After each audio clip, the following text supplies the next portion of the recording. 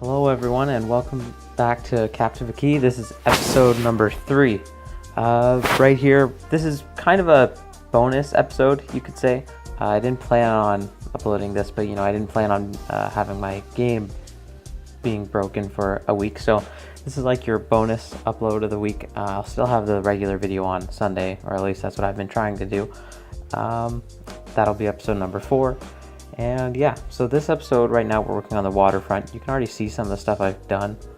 I think I gotta fix that, but nonetheless, right here I just kind of, right there where you see those blue buildings right on the water, that's what we're working on today.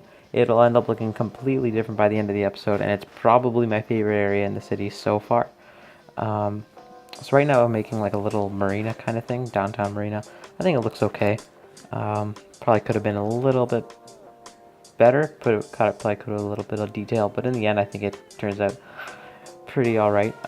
That's the Eureka Tower in the back there. I would have, well, the other night the asset I think was downsized, or maybe that's just something I noticed, but it ended up looking a lot smaller than before. Maybe I just switched the asset or something. But yeah, it still gives the same effect. I might try and scale it up a bit myself if I can. And yeah, right now I'm working on with boats here, just trying to put them down. I end up using Move It to fix them all, but it's really hard to see because you can't see the actual boats before you put them down, which is a bit inconvenient to say the least. Because then you go to Move It and you end up hitting some nodes, and yeah, it took a while. Keep in mind this is sped up, so you can imagine how long this took me.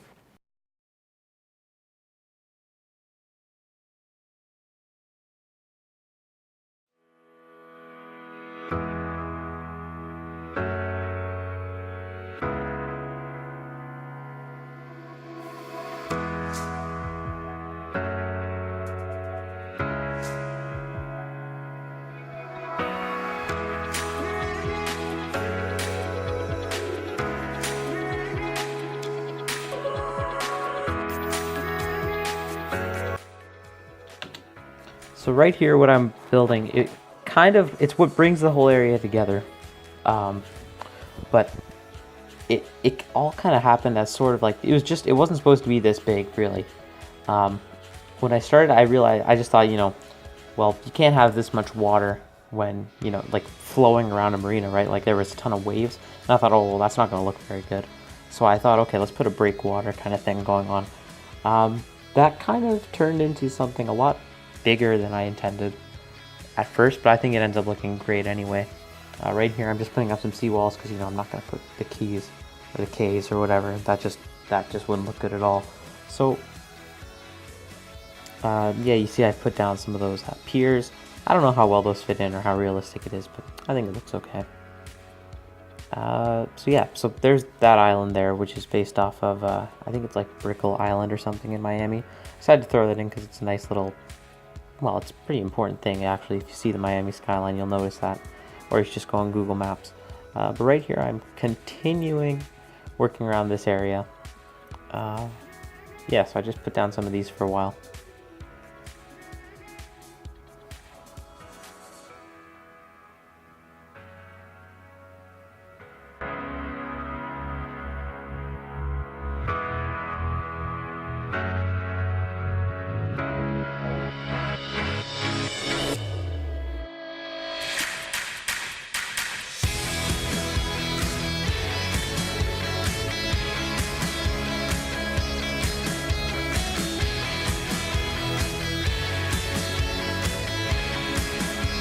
So right now I'm doing some detailing. I decided to go with the moss, which is probably the worst idea because I realized I could have just removed the sand with the terrain editor, but nothing wrong with using these assets. I ended up going in with some foliage underneath to really emphasize that seaweed kind of look, because like really that's what's there. I have some problem with crop snapping, but I think this ends up looking really great because later on I put down some rocks, well, right now. So these are just more like a decal, which don't look too good.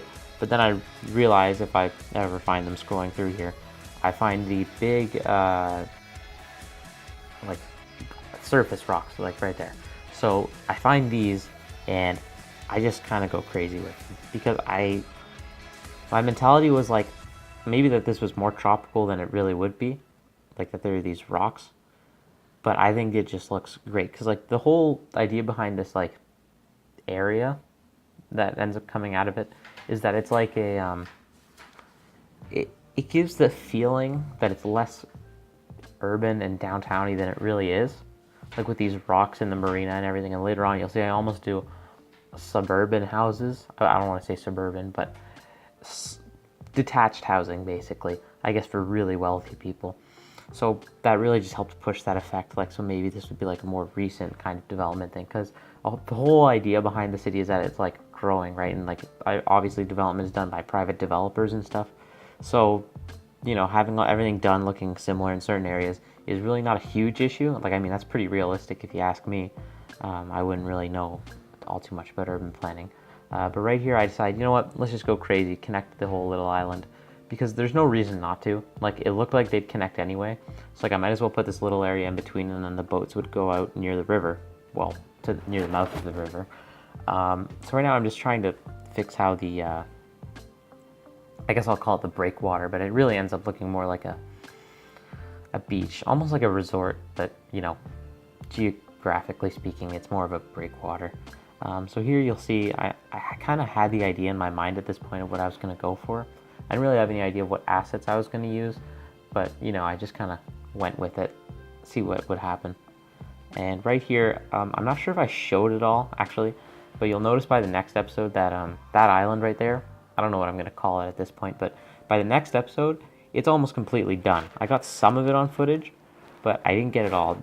It's not as bad as, you know, when I completely forgot to record building downtown, but I got a lot of it done. Like, it probably would have been a good idea to document some of that, but, you know, just more of the same. You know, it was a really, it was just more of like a place where there was a lot of condo towers and stuff. There's a bit of greenery on there, so I'll probably get some cinematic shots for that. But nothing too crazy, nothing that you missed a lot. I will say, episode 4, I know the episodes lately haven't been too great, but this episode and episode 4 are probably going to be the ones where we get, well, 1, the most work done, and 2, my personal favorite. Like, this area just ends up coming out looking great, if you ask me. And I probably could have put in more detail, but I just think the work I put in already just looks great. So if you guys think I should put in more, then I definitely will. I guess I'm stuck here on what to do, trying to probably think of what assets to put in.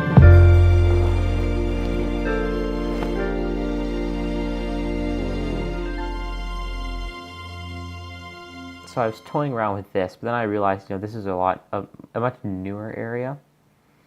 Now as I watched this video, I realized maybe I should return to the larger version of the Eureka Tower, because right now it just looks really good. For whatever reason, I have a smaller version. I think that's the difference between the daytime or the after dark and the regular one. So I don't know. This is what I was talking about.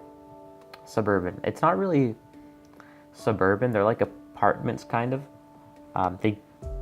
I'll be honest, they don't really fit in, but I really like how it turns out. Like, I probably would have ended up doing something like this later on anyway.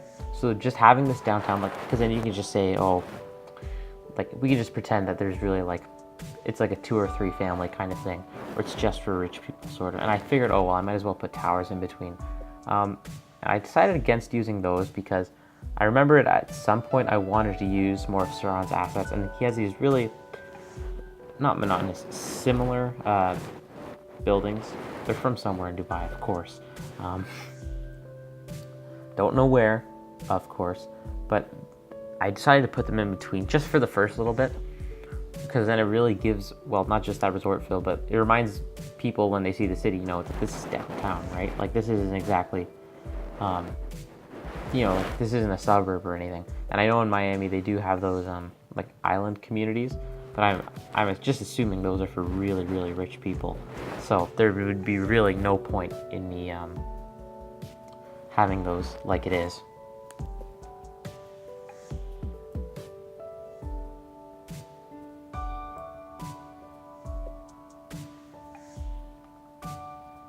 Here I'm just toying around a little more. I do end up developing that beach just a little bit. making it look better. I mean, I'm sure I probably could have put more detail, but I figured in my mind, like, you can only put so much effort into a beach. So, you know, like, I mean, yeah, you can put pretty sand and you can put all your little seashells and all that, but at the end of the day, that's way less noticeable than detailing, say, a parking lot or a back lot of some building. I ended up actually going with, like, how would I describe it? Like, they go from tallest to shortest here. So the one on the right would end up being the tallest, and you see here, like, I end up switching it around. This is probably the best way I managed to make it look. Just me toying around with it really helped it look great. I should probably have, now in hindsight, I probably should have put something in between the others so it doesn't look too suburban or empty. But I like the way it turned out. I didn't put parking because, well, I don't know really. Maybe I should have put parking. But my mentality is that this is like a private residence sort of thing. So the need for parking lots would have been sort of not there. Like, they could have just gotten people to take care of it. That's what I imagined, at least. Probably not too realistic, but you know, just getting an idea again. You'll see me do that a lot. Right here now, I fill in the areas in between the houses. Now this is definitely a completely suburban kind of thing to do with grass and all that. But keep in mind, this is on a beach, and I guess you could say you're selling the, like, maybe the mentality behind the developer who built this was, oh, you're selling the suburban lifestyle in extremely urban environment, which obviously, I mean, if you have money, why wouldn't you want to live here, I guess, is what I'm saying. So, yeah, it works really well. I used Move It, obviously, because I didn't want to put in too much effort, you know, being lazy again. But I do end up going in with fences and stuff because thinking about it, like, if this is going to be more of a private community, there's no reason why there should be a lot of like exposed stuff. Like, that's why there's all these fences and everything. It just emphasizes that there's, you know, a sense of privateness. And of course, you know, I guess people in the city could just see whatever you're doing, you know, because you're living in a tiny little house. But I guess that doesn't, I'm just assuming that wouldn't really matter to these kinds of people who live here. Like, maybe they don't even live here all the time. Maybe this is just like a part-time thing for them. Maybe they have actual homes somewhere else or something like that. I haven't done a lot of offices in the city. I mean, I have, but I haven't done a lot of like office parks sort of thing. I've done a lot more like residential developments. I do have a need for industrial or office zoning, so I'm probably gonna have to fill that somehow. I was considering turning just some of my residential buildings into office, but I like the way I've divided the city up between the large transit avenue and the like the north and south of that.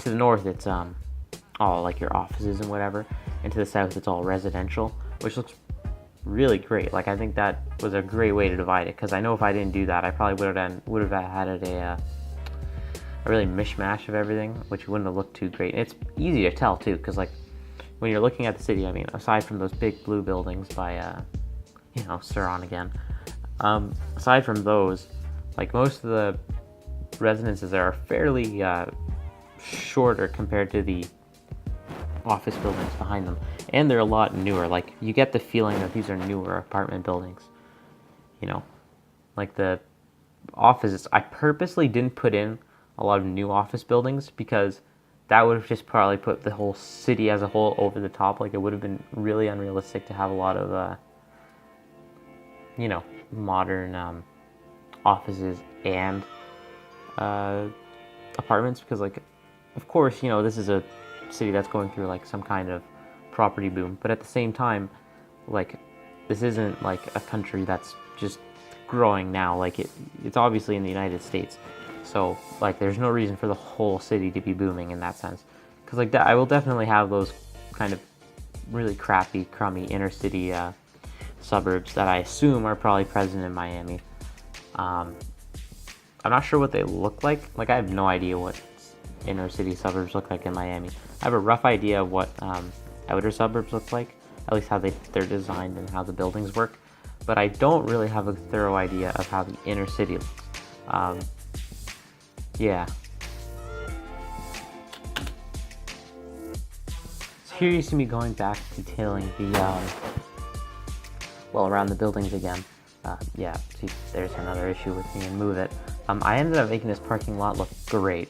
I mean, I don't want to brag, and I know I've put a lot of parking lots, but I think just putting a little bit of parking lots around the buildings ends up just really adding that next level, you know? Because, like, obviously, there's a certain code that all urban cities in the United States have, and across other countries too, I'm sure, where you have to have a certain amount of parking per building. Except for like certain cities, like I think there's a couple in Texas that don't have those kinds of zoning laws.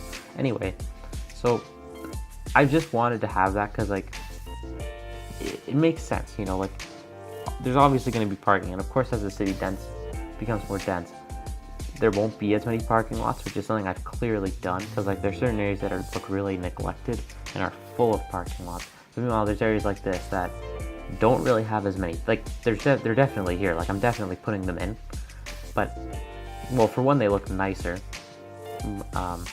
and two, there's just less of it. Like if you look at the newer areas of the city, which I guess is most of it at this point, like the more modern areas, there's not as much parking as I put around, I guess in the office area you could say, because like I guess it's implied that all of these buildings were built on like where there's just low rise or existing parking lots. So like the whole idea of densification is already there, so there's no use building even more parking lots rather when you can just develop the land. Like I know there's a whole reason why developers would build parking lots and whatever, you know, it was so the land was cheaper and all that. But I don't think I need to make a whole story for the urban planning behind the city. Like I'm obviously going to put effort in. There's always going to be a story told because, you know, like how else is there going to be all these modern buildings, you know? There's obviously some kind of economic boom going on. But I'm not going to go into that level of detail where, you know, like a developer, I would just say, oh, well, a developer purposely put this parking lot here so that way he would be able to build his massive condo building next door. Actually, that could work. We'll have to see as the series goes on, because in my mind, outside of the suburbs, like where I live, like in Canadian cities, they do build a lot of like condo developments and more modern developments outside of the downtown area. Like if you go to Toronto, they're building condos basically in what would be considered the suburbs in the U.S. Like at major road intersections and stuff. Like there are, like you would think they're their own cities and all that. And frankly, that's not something I really want to do.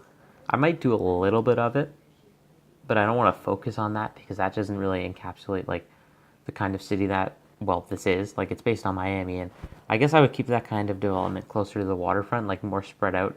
But I wouldn't put it too far from the downtown. I think I'll just stick with suburbs at that point, which I think is fairly accurate if you ask me. Right now I'm detailing this main avenue. I did not put the lines first, like the bus lines and the tram lines, which was probably a mistake. I do end up putting the bus lines in, not in this episode, but I did end up putting them in, and I didn't have a problem with that. So hopefully I don't have an issue with the trams either. I do decorate this all with foliage because, you know, well, on the one hand, you know, that's the modern thing to do, but on the other hand, it just ends up brightening up the area, like really green, because there is a lot of concrete in the city. Like there is a lot of gray areas. Like as modern, I guess you could say, quote unquote, I'm trying to make it. Like there's a lot of concrete. Like it's an American city. This isn't some really futuristic thing where we're going for like Silverette's series, which is, you know, something you should also check out, where he's actually building exactly that, a really futuristic city. Not futuristic, but like, you know, the ideal planned city sort of thing in the Middle East. So like I guess sort of inspired by Dubai, but not really, because that's got a whole slew of its own issues. But yeah, so I just figured, you know, if this kind of thing was put in, like where, like, you know, pedestrians in mind, then it was probably also put in first for there to be you know, nice foliage to look at, because it's, you know, if you ever walk through a street, it's not nice to look at concrete and all that. Like I was watching the interview that Udo did with that urban planner. Forget his name completely. I'm just referencing a ton of videos right now.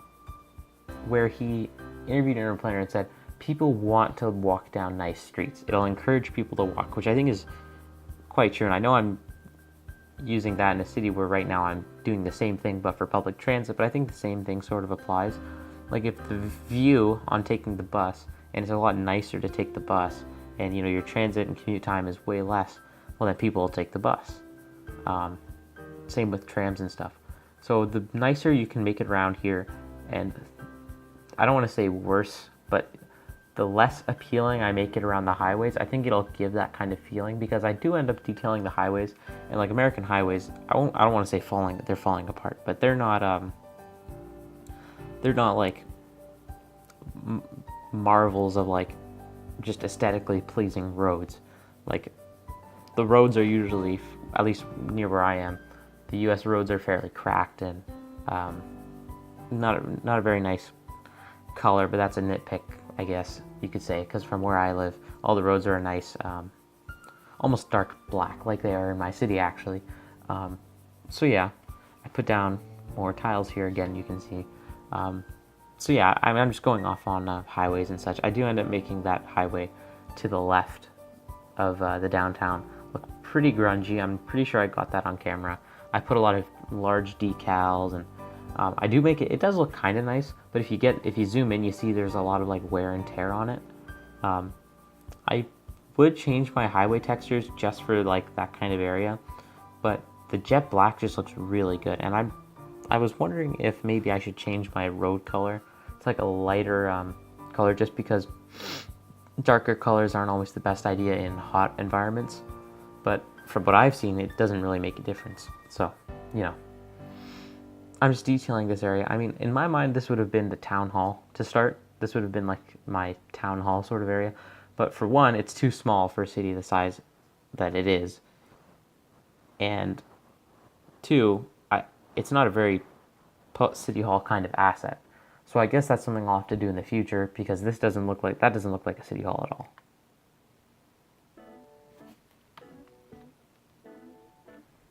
So that's it, guys. I know it kind of cut off there. There was a little bit more work done, I think, that wasn't captured in these cinematics on this waterfront area, which you guys might pick up on this episode or next episode or something like that. And yeah, I'll leave you guys with the schematics, and be sure to like and subscribe.